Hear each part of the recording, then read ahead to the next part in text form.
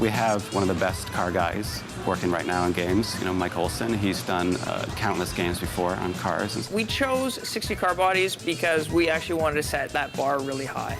I have never seen a kart racer with 60 car bodies. Plus the amount of customization we have, it's kind of unheralded in definitely the kart racing genre, and I think we stand alone even in the racing genre. In the previous games we've all worked on, a lot of times we were held back by the car manufacturer saying you can only modify cars in this way, and that kind of restricted users from being able to play with the designs. And so we looked at other cars and then we said, okay, let's stylize it for our game. What does this type of car look like in the vinyl universe? We want to represent for the tuner culture. We want to represent for the muscle car guys, people that love exotic supercars, right up to ridiculous stuff like race a lawnmower, race a biplane, race a piece of cardboard. We went pretty crazy.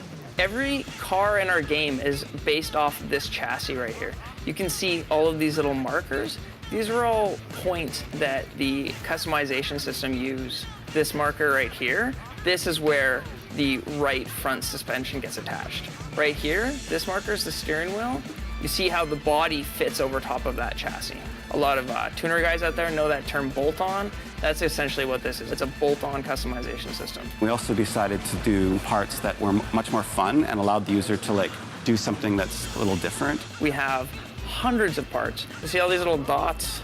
Each one of those is one of our wheels, so we can actually move in and zoom in. You can see the variety here, where this is kind of a big rig wheel. Right next to it, we have something that resembles a piece of wood.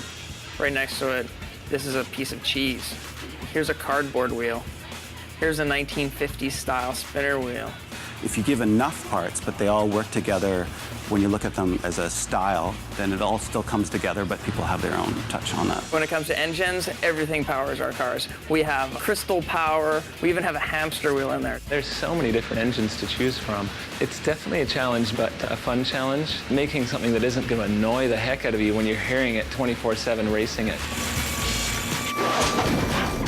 Probably the eureka moment for me was when we did, some of the car customization stuff, like material properties and, color controls. You can place down a decal and then you can say it's metallic or you can say it's vinyl. By putting a sticker on the car, you can actually take that sticker and make it indent or even emboss itself. So even though it's a 2D element, you give it 3D properties. And we have a very cool layer system where you can go through and you can change the opacity, the specularity, and the reflectivity, how the light hits it. There's a lot of gems inside there. If you take a sticker and you make it transparent, but you increase the height mapping of it, you get a completely different effect than if that sticker was visible. So you can give your car very cool bumpy effects or chrome effects without actually seeing the sticker itself. It's very cool.